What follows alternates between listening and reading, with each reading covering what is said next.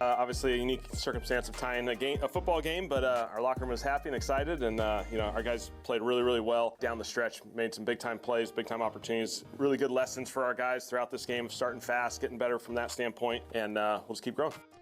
Saints and Jags tie at 17. Exciting finish. Jon Stinchcomb was on the call. Good enough to join us for a couple of minutes here. Stinch, how are you, man?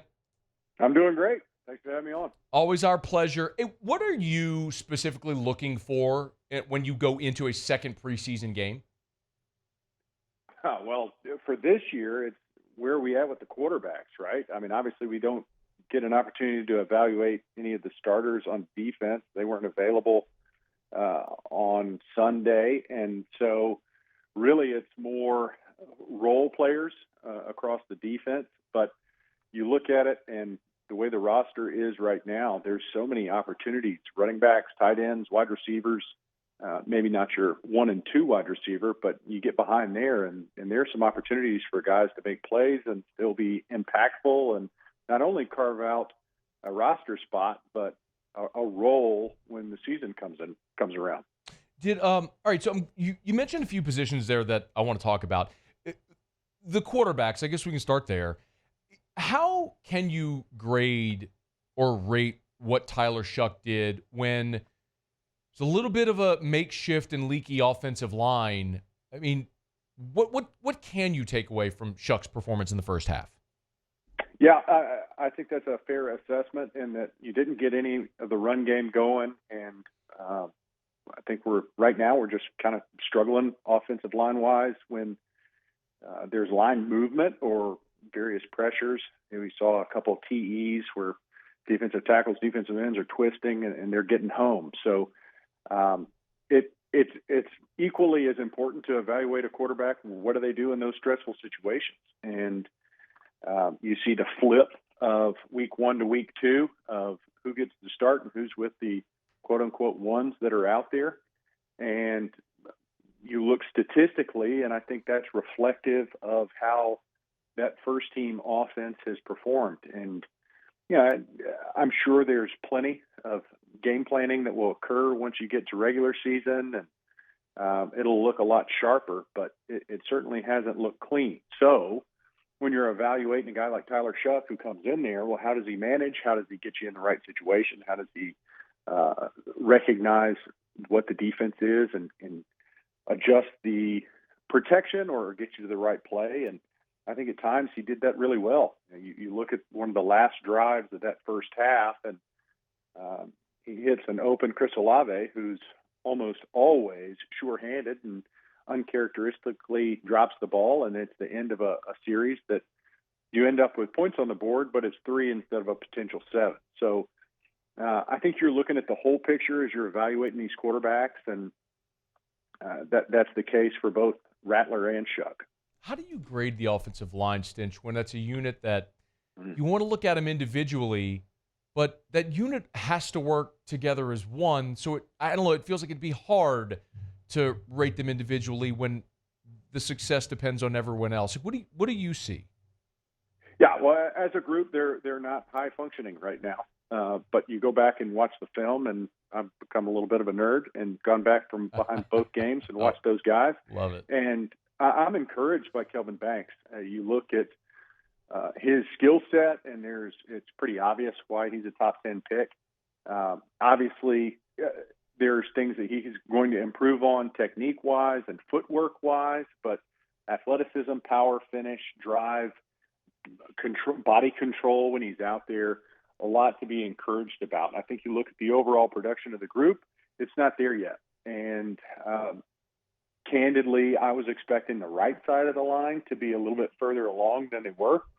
I'm not saying Fuaga has played poorly. I think it's more of when they're in conjunction, when it's Cesar Ruiz and Fuaga, whether it's line games like we mentioned earlier or just some of the combo blocks, they're not there yet. And so, part of that is you don't have Eric McCoy in the middle. You do in practice, but not in the games. And he is the tie that binds that offensive front. So I think it's a different group once he's back out there and can kind of get everybody on the same page. But it certainly has left a lot to be desired up to this point. We could do 2 segments just talking about the offensive line, but I want to make sure we cover a lot of ground. Jon Stinchcomb is with us. You mentioned the receivers, and the first 2 roles are obviously taken, but and obviously with Olave and Shaheed. By the way, did you get a chance to look at Brandon Cooks at all? No.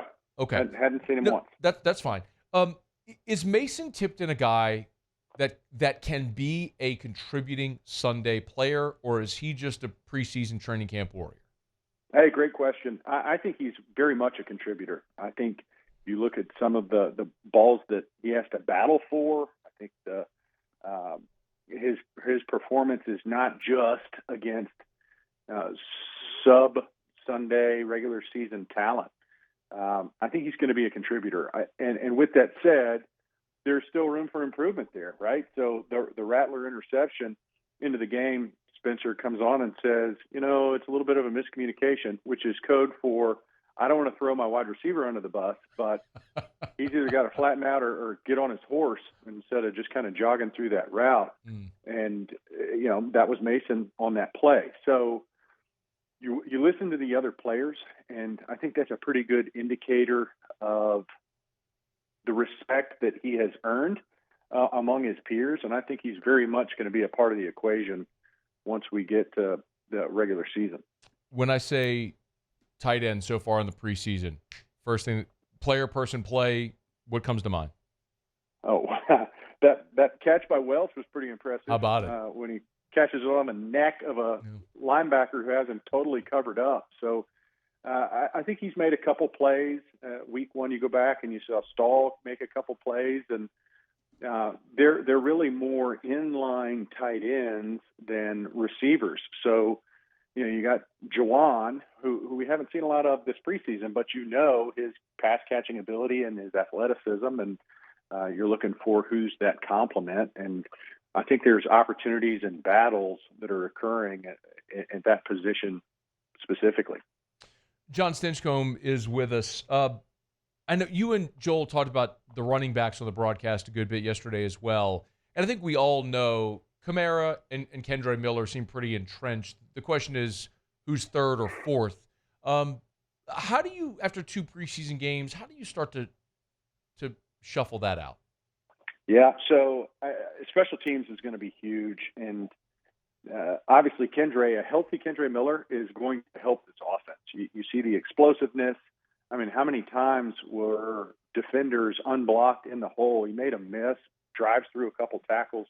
I'm excited about what he can bring to kind of help shoulder the load that Kamara has taken for the past decade and be able to get more. I think you'll get more out of Kamara in the long run just because of the ability that Kendra can bring to spread the load, if you will. And after that, obviously, Velus Jones Jr., I've seen him spark a couple times. It's tough to match speed and, wide receiver, more body type that's in that running back position. But we saw on Sunday his ability to run between the tackles. And so, I think he's certainly a part of the equation. Every time you talk to Coach Moore, he says there is a path to the 53 for each one of these guys. And I take him at his word on that for each one of these players, they have a vision as to how they can contribute, and it's going to be a little bit of a difficult decision. But,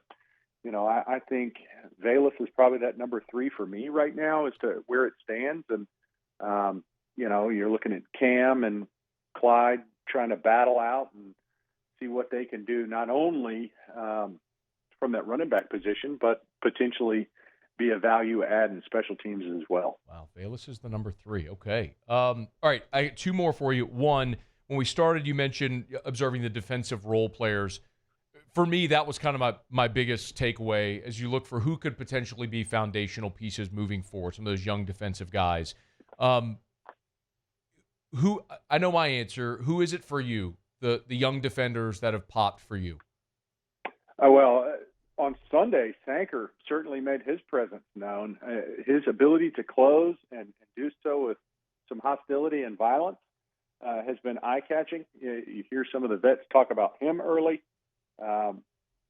Stallbird continues to be I think, a value add in special teams and just his overall hustle. So just kind of working my way back into front end.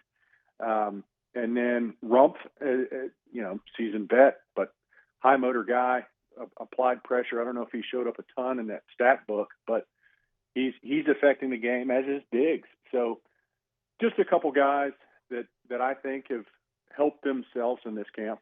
What about Danny Stutzman? You know what's funny? I figured that you were going to go that route. And when we were talking with Coach Staley early, we're kind of working our way through the different position group. And with Stutzman, he looks the part. He moves really well. And I think there's some hype that surrounds him. And Coach Staley was almost trying to get us to pump the brakes with our excitement of how he performs. Because a couple times he's like, he would just say, he's not there yet. We see what you see. He flashes. He's a guy that, you have to take notice of him, and we certainly have, of how he's performed in these first two preseason games. But I think what he's trying to tell us is, with the development of these players, there's more to it than just the physical style of play and his quick decision-making. I think as he learns the game and that defense better, he'll be more of a contributor. But he has certainly caught our eye, and almost to the point where Coach Staley was trying to get us to temper our expectations a little bit. Look, your starters are entrenched there. Nobody's questioning that at all. But that dude is always around the ball, and it's hard not to be excited about what the future could be with him. Yeah. Good. Well, I think you look at all their draft picks, and you see there's a lot of the answer as to why or how. How does this guy help us? How does this guy fit? Why did you pick him? And I think there's a defensible reason for each one of these guys as to why they drafted. Last thing for you, there's always this question about what you make of the third preseason game now. Like, do you treat it like they used to treat the third game when there were four, or is this, you treat it like you used to treat the fourth where nobody plays? What would you like to see the Saints do against Denver this weekend? Well, what I would like for them to do and what they're going to do are probably two very different things. Okay. I would like for them to actually get some more reps, for meaningful reps. I think I'm going to call this team a young team because of young in the system, if nothing else. Young in their understanding of what's going to be asked on both sides of the ball. Not young as in we don't have enough vets. I think we do. I think we've got a good mix there. But you look at the system and playing together, I think you see some of the growing pains and transition that's occurred on that offense. I think you're trying to still evaluate and make sure. I'm sure the coaches have a good idea of how they want to start the season at that position. But getting everyone on the same page and building a little confidence, I think, does lend itself to a quicker start to the season. And I know Coach Moore and his staff are thinking long ball, and Rome wasn't built in a day, but we're about to start the season in a few weeks, and you want to be able to put your best foot forward. So I wouldn't be opposed to seeing more bodies get more reps, at least early on, before you transition into, evaluating that last 8 that you're filling out the roster with players that are still competing. Yeah. John, will you and Joel be on the call again Saturday? We will. Perfect. We'll be doing it. Look forward to it on the Gulf Coast Sports Entertainment Network. Jon Stinchcomb, former Saint Pro Bowler. We appreciate it, man. Thank you as always for the time, John. Hey, thanks for having me on. Have a great day. You too. It's our pleasure. Who dat? Hey, thanks so much for watching. Please leave your comments. I love to interact. And be sure to hit the red subscribe button below.